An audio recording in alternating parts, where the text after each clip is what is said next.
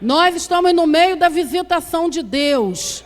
Fique atento, fique ligado. Não deixe nada te distrair, não deixe nada te seduzir ou te ludibriar. Nós estamos no meio do tempo da visitação de Deus. Ao pensar no que compartilhar, hoje, na verdade, eu nem pensei, Deus me deu uma palavra a qual eu vou compartilhar, que começa com algumas perguntas, né? Qual o tempo que estamos vivendo hoje? O que está acontecendo exatamente agora nas regiões celestes? Qual é o tempo? Você tem conseguido discernir o tempo? É tempo de quê, querido? Você está inserido dentro de qual tempo? O que está acontecendo? Você consegue entender dentro desse contexto de mundo, igreja, reino de Deus, reino das trevas, onde nós estamos inseridos? Qual é o tempo? O que Deus pretende fazer nesse tempo? O que o diabo está fazendo nesse tempo? São perguntas que eu e você precisamos queimar os nossos neurônios em oração, pedindo a Deus para nos atualizar. Porque às vezes a impressão que eu tenho é que a gente está desatualizado. Estamos no meio de um tempo onde o tempo presente é para orar, um exemplo, mas a gente está com postura, deixa eu mudar, às vezes estamos inseridos num contexto que o tempo é de quebrantamento, choro, clamor, mas a gente está com vestimentas de festa, celebrando. Epa, está errado. Se o tempo é de quebrantamento, então precisamos nos quebrantar. Às vezes eu tenho a impressão que é tempo de determinada coisa, mas a gente está fora da sintonia. A gente até está dentro, mas com atitudes e posturas erradas.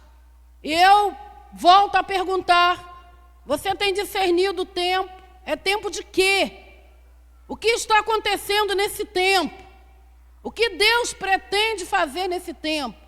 O que o diabo está fazendo nesse tempo?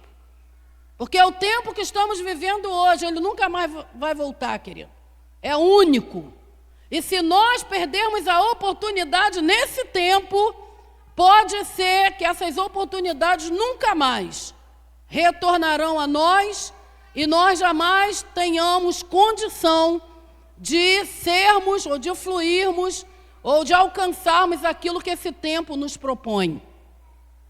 Então eu não posso estar na igreja, no contexto de igreja, reino de Deus, meio tonto, meio perdido, sabe? Indo no meio da multidão, está indo para lá porque eu não sei, está todo mundo indo, eu estou indo junto. É? Querido, por que você está sentado? Todo mundo está sentado, eu também estou. Todo mundo está em pé, eu também estou. Eu estou seguindo o fluxo. Querido, você tem que ter resposta. Fale para quem está ao teu lado. Você tem que ter resposta. Nós, nesse tempo presente, não podemos ficarmos tontos e perdidos dentro de um contexto onde muita coisa está acontecendo.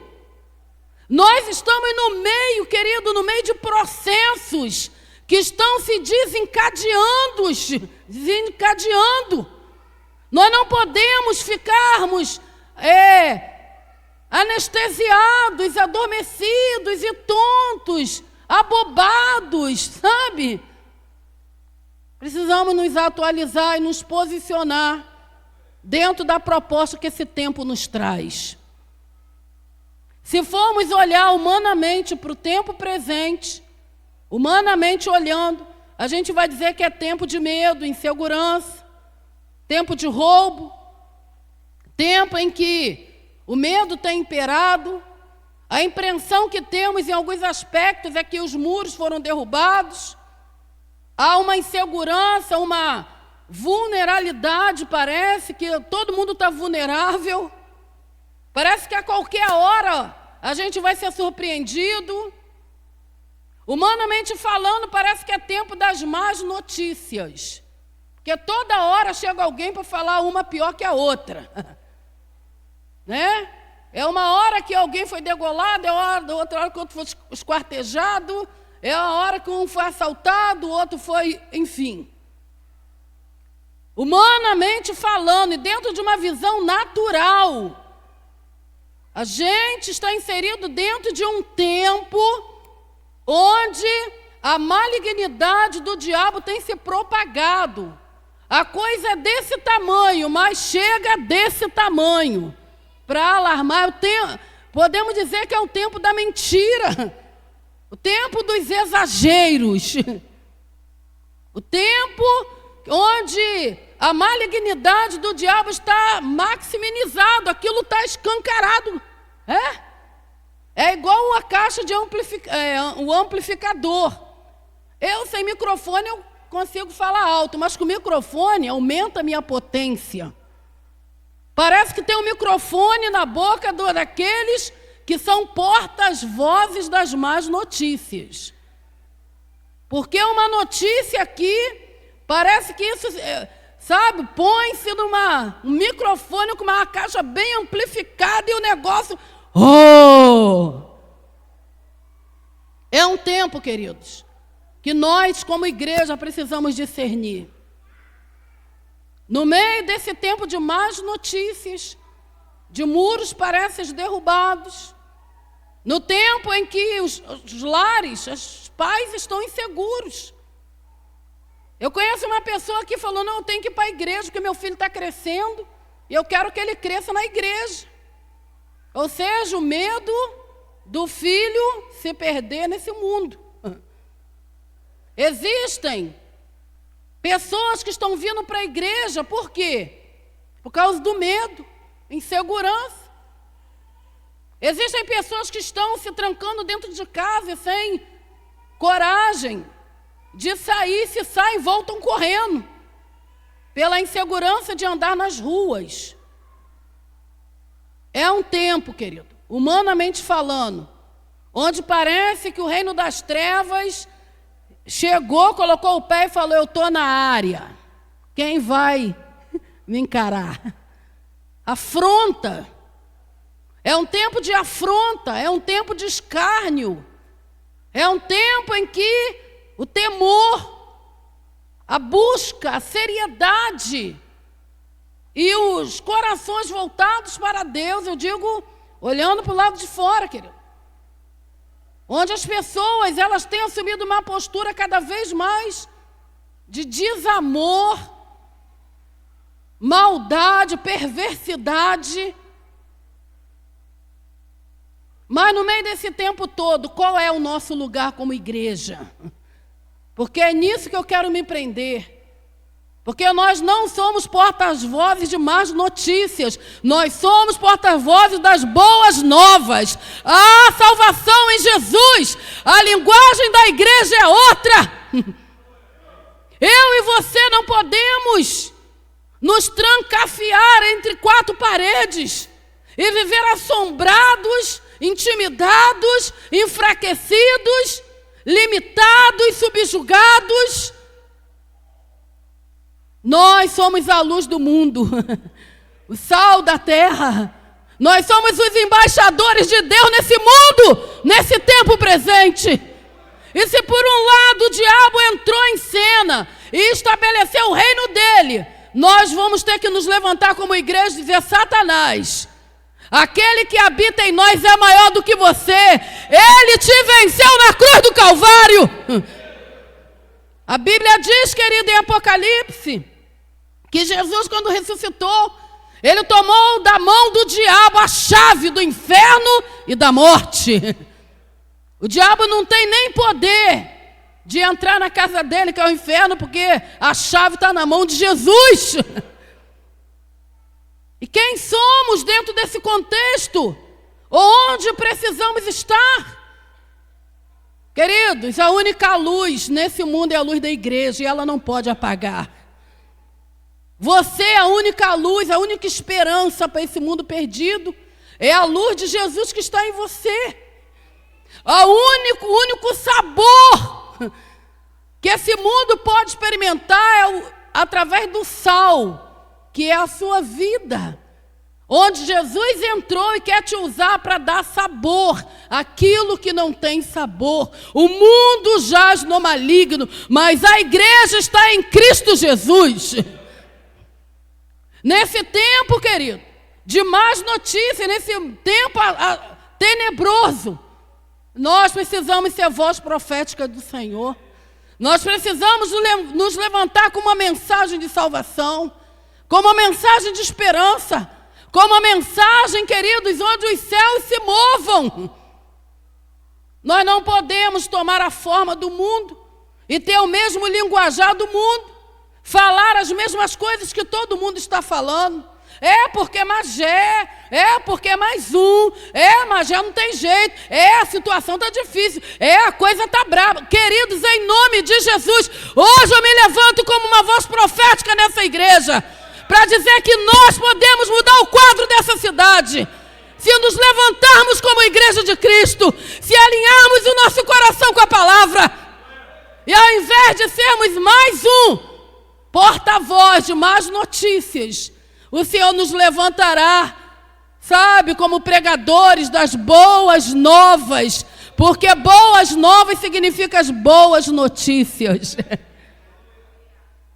É um tempo que as pessoas estão tremendo, mas é hora da igreja entrar lá e falar: queridos, eu conheço um porto seguro, e esse porto seguro se chama Jesus.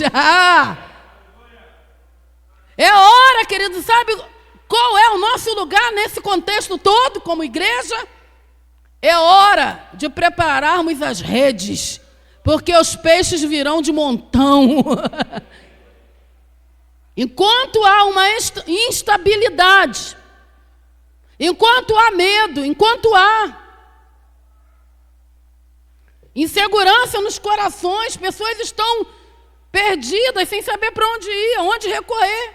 É hora da igreja entrar e falar: olha, você não precisa procurar por segurança, porque eu conheço um Deus que Ele não dorme, não cochila. Esse é o Senhor, Criador dos céus e da terra. E Ele tem poder para te guardar. A Bíblia fala que o Senhor é o nosso guardião. Deus chega para Abraão e fala: Abraão, não temas, eu sou o teu escudo, o teu grandíssimo galardão. Querido, escudo serve para quê? Para proteger, querido. Deus é a nossa proteção. E nós, como igreja, eu coloquei aqui: se os muros parece que estão derrubados, pastor, isso é terrível. Magé parece uma cidade sem muro. Parece que qualquer um pode entrar e fazer o que quiser. É verdade, inclusive a igreja. Se é uma cidade sem muro, aparentemente, com tanta coisa correndo, o diabo pode se aproveitar disso. Inclusive foi até ele. Mas a igreja também pode, nesse tempo presente, de muros derrubados, ela pode ser levantada por Deus como Neemias, para erguer os muros e para proclamar salvação em Jesus. Qual é o nosso lugar nesse tempo? É tempo de lançarmos as redes. É tempo de sairmos dentro dessas quatro paredes. É tempo de abrirmos a boca e proclamar: vale de ossos secos, ouvi a palavra do Senhor. Assim diz o Senhor: virão sobre ti ossos, nervos, depois virão carne, pele, e por fim o Espírito há de entrar em você, e viverás. É tempo de nós ganharmos vantagens. Vantagem, querido, em cima da crise, em cima dos roubos, dos saques, das más notícias. É hora de nós, igreja, ganharmos vantagem. O apóstolo Ari, certa vez, ele disse que no tempo da crise, uns choram e outros vendem lenços. Enquanto tem gente chorando, tonto, andando para lá e para cá, vamos ganhar vantagem em cima da crise. Não vamos vender lenço, mas vamos abrir as portas do Evangelho, vamos pregar a palavra, vamos aproveitar esse tempo de crise para dizer: Magé, ouvi a palavra do Senhor, ainda existe um Deus, aleluia! Ainda existe um Deus que ouve o clamor da igreja, ainda existe um Deus que peleja, que luta pelo povo dele. Oh, ainda existe um Deus, oh, cujo poder e autoridade está nele. E o que ele faz, quando ele age, ninguém pode impedir. O que vamos fazer nesse tempo? Nos vestir com a mesma vestimenta que o mundo está vestido? Ter o mesmo discurso nos lábios? Falar as mesmas coisas? Andar do mesmo jeito e ter a mesma postura? Ficarmos inseguros e com medo disso e daquilo? Ou nós vamos ousar confiar no Senhor? E ao invés de nos esconder, nós vamos nos apresentar e falar: Magé, famílias, homem, mulher, eu conheço um Deus que pode mudar a história. Querido, a palavra de esperança está na igreja. E se a igreja não liberar essa palavra, o mundo não há esperança para ele. A palavra de vida está na igreja. E se a igreja não liberar essa palavra, o mundo vai morrer. Magé vai ser morta. A nossa cidade, estou falando Magé porque é o nosso contexto. Mas você há de convir comigo que não é só Magé. O Brasil, o mundo está em crise, querido. Violência cada dia crescendo mais. E no meio de tudo isso vem uma pergunta: onde está a igreja? Onde está a igreja? Pergunta para o teu irmão: onde está a igreja de Cristo? Onde estão os filhos de Deus? Aí seja mais profundo, aí pergunta: onde está você? Porque o que eu tenho ouvido, o meu contexto, deixa eu melhor mudar a palavra, o meu contexto de vida é com gente que é da igreja, é a igreja. Eu pouco tenho contato com pessoas que não são da igreja. E tudo que eu tenho ouvido de mais notícia não é o ímpio que tem falado, não. São os crentes. Tudo que eu tenho ouvido de depreciação da cidade, de desesperança, de medo, insegurança, são os filhos de Deus que estão proclamando. A boca que deveria ser voz profética para frear a malignidade do diabo, é a boca que o próprio diabo tem usado para proclamar a sua malignidade. Sabe o que eu descobri? Que não precisa nem o diabo fazer. Porque muitas das vezes nós, com a nossa atitude, nós estamos dando ponto para ele. Não precisamos, querido, não podemos, melhor dizendo, recuar. Quero mencionar um texto aqui da Bíblia rapidamente, já estou encerrando, a gente vai orar. Jesus estava em determinado local, presta atenção no contexto. E aí a multidão diz que Jesus voltou com os apóstolos em determinado local. Isso está em Lucas capítulo 9, a partir do verso 10. Aí fala que a multidão se juntou a Jesus para ouvir a palavra. Jesus começou a ensinar a multidão, começou a ensinar. A hora foi passando, a noite foi chegando e já era um pouco tarde. E aí nasceu no coração dos discípulos uma preocupação. Por quê? O povo, a multidão já estava muito tempo sem comer, estava com fome, já estava ficando noite. E aí os discípulos, tomados de uma preocupação, eles se aproximam de Jesus e trazem uma proposta. Olha a proposta deles para Jesus, ó. Verso 12.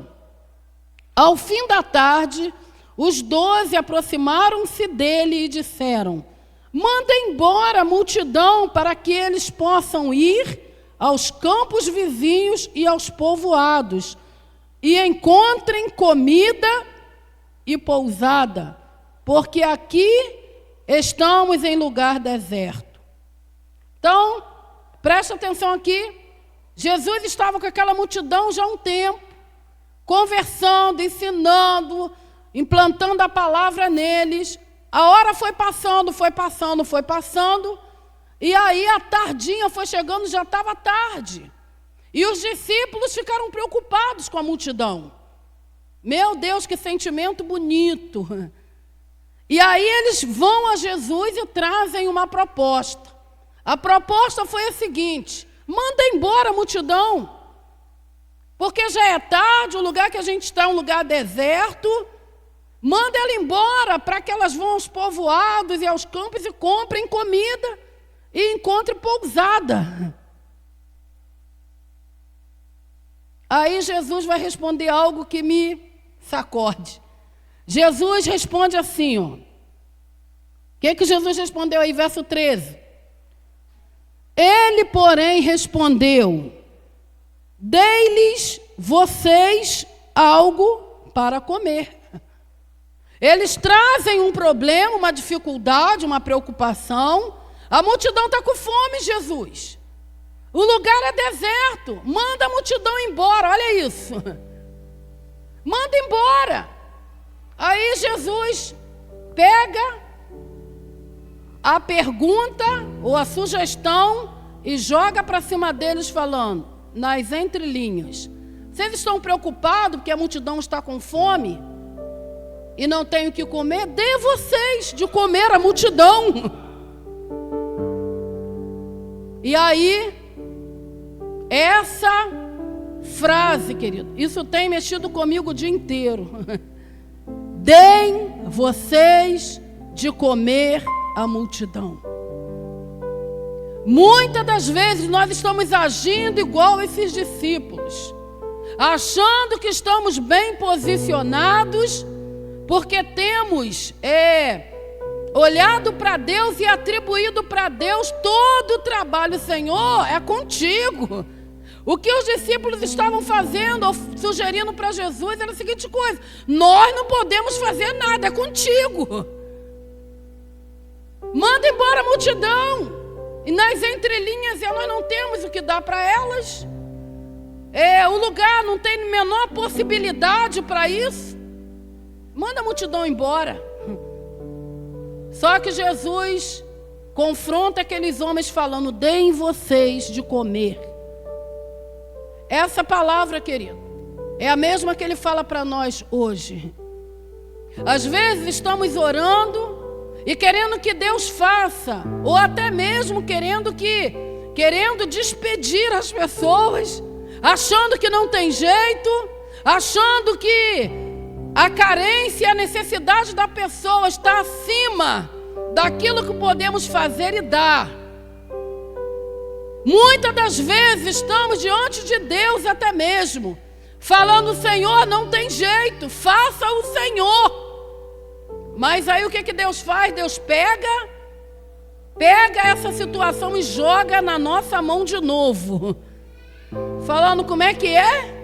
Você está falando que fulano está necessitado, que a cidade está com os muros derrubados, você está falando que a multidão está faminta, você está falando que o povo precisa de cura, você está falando que há um clamor na alma do povo magiense. Então vocês vão lá e alimente, vão lá e ministre cura, vão lá e proclame o ano aceitável do Senhor. Vão lá, vocês mesmos, vão e deem de comer a multidão.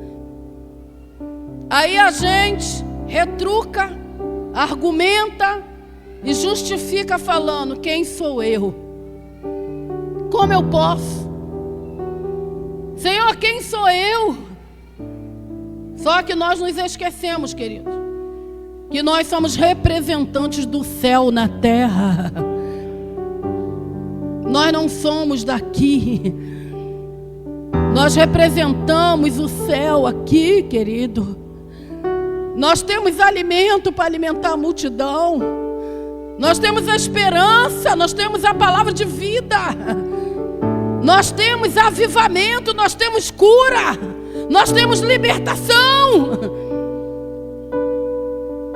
O problema é que nos colocamos muitas das vezes como esses discípulos. Nós queremos mandar a multidão embora. Nós achamos que nós não temos como, nós achamos que nós não temos recursos. Só que nessa noite, essa resposta de Jesus a eles é a mesma que Ele nos dá. Ele joga essa responsabilidade na nossa mão. Segura aí, igreja. Vocês alimentem a multidão. A multidão de feridos, a multidão de pessoas que foram roubadas. Alimente a multidão daqueles que não têm mais esperança, daqueles que estão caídos. Vocês alimente, dê comida a quem tem fome.